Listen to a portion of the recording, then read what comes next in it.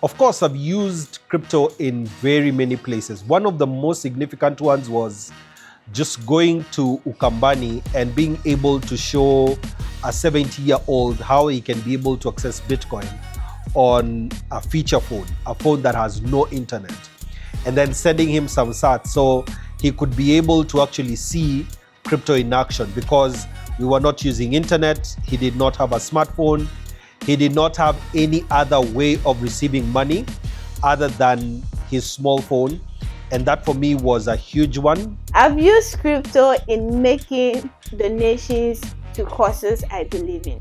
I think others that we typically see is someone will have a cause that they have and we donate to them no matter where they are in the world.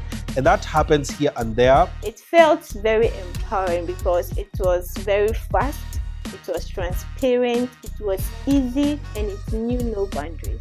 It's exciting how crypto is making it easy for us to engage and support others no matter our location.